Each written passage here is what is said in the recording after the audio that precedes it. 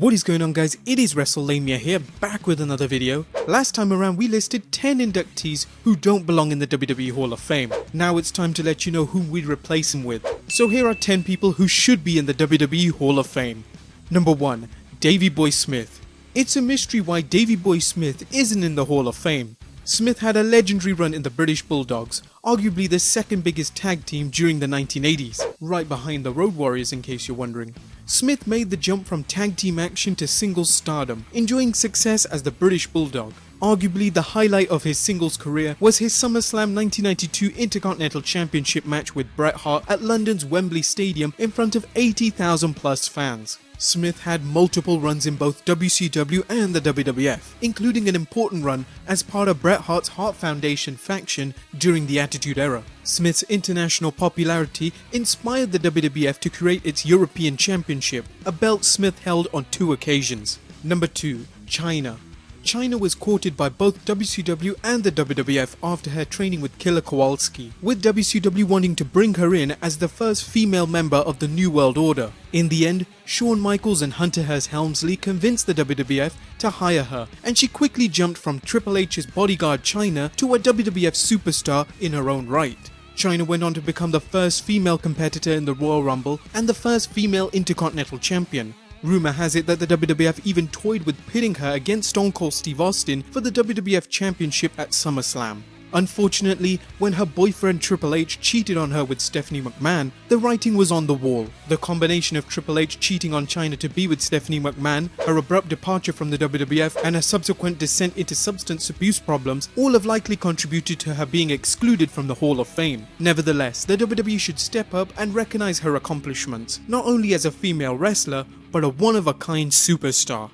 Number 3. Cyndi Lauper. Given the number of questionable celebrities in the WWE Hall of Fame celebrity wing, it's scandalous that Cyndi Lauper hasn't been inducted yet. As we discussed in our Behind the Titantron, The Real Story of Wrestlemania, Lauper's involvement in the Rock and Wrestling Connection was pivotal in the creation and success of Wrestlemania. Her role in the Wendy Richter vs Fabulous Moolah match at the Brawl to End It All led to MTV taking notice of wrestling, creating a chain reaction that led to Wrestlemania. We're not saying Wrestlemania couldn't have happened without Lauper, but her significant role in popularizing wrestling deserves induction, much more than people like Drew Carey or William the Refrigerator Perry.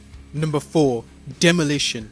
Axe and Smash took what should have been a poor man's version of the Road Warriors and turned them into one of the hottest tag teams during the late 80s. Demolition became 3-time WWF Tag Team Champions and were featured players at the WWF pay-per-views and worked equally well as babyfaces or heels. Unfortunately, Demolition Axe, aka Bill Eadie, is one of many former WWF superstars suing the company in a class action suit related to concussions. That's likely the reason why the New Day broke Demolition's nearly 30-year record for the longest WWF Tag Team Championship reign, and why you don't see Demolition in the Hall of Fame. Number 5. Miss Elizabeth. While Elizabeth Hulette was by no means the first female manager or valet, she was one of a kind, working as a babyface to a cruel heel wrestler. The soft-spoken Miss Elizabeth exuded both beauty and class, adding another dimension to Randy Macho Man Savage's character, whether he worked heel or face. Randy Savage was able to draw incredible heat during his years in the WWF, using his manager as a shield whenever babyface opponents got too close. It's even arguable Savage wouldn't have had the same success without Liz at his side. The WWE isn't afraid to induct wrestlers posthumously, but they don't like to include too many at one time, which is why Elizabeth may have been lost in the shuffle. Regardless, it's time to induct her. Number 6. Bam Bam Bigelow.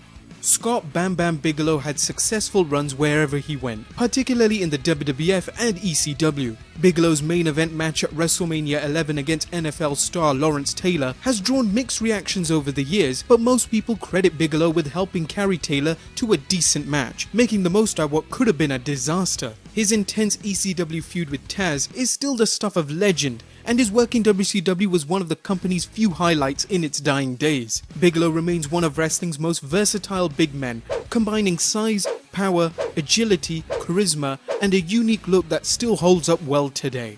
Number 7. Owen Hart.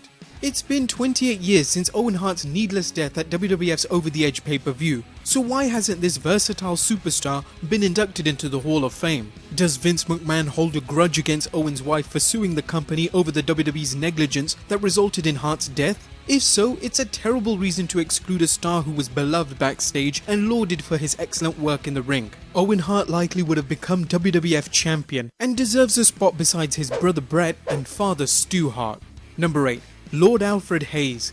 Younger fans may not know it, but wrestler turned announcer Lord Alfred Hayes played an integral part in the WWF during the 1980s and 1990s, serving as comic relief on Saturday night's main event, providing backstage interviews for various WWF programs, doing color commentary, and appearing on many of the WWF's famed Coliseum videos. Alfred Hayes was also a respected grappler, often working a gimmick as a stuck-up aristocrat heel, later incorporating this gimmick when he became a manager. If none of this persuades you that awful Alfred deserves induction, note Alfred was nicknamed Seabiscuit backstage because he was hung like a horse.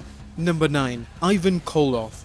On the 18th January 1971, Madison Square Garden went silent when Ivan Koloff shocked the wrestling world in defeating WWF champion Bruno Sammartino. Although Koloff's title reign only lasted 3 weeks, it was the beginning of a storied career in wrestling, as he worked in many of the major territories, including runs in the AWA, WWF and NWA. Koloff's incredible endurance and hard-hitting style earned him the nickname the Russian Bear, and his built homeland of the Soviet Union made him a perfect heel during the Cold War. Uncle Ivan defied time, seemingly growing tougher with age. He became a fixture in Jim Crockett Promotions, bringing in his storyline nephew Nikita Koloff to create a monster heel tag team that tore down the house, whether it was against speed-based teams like the Rock and Roll Express or brawlers like the Road Warriors. Koloff's pivotal role in the WWF and many contributions throughout North America merit a spot in the WWE Hall of Fame. And number 10. Jim Cornette.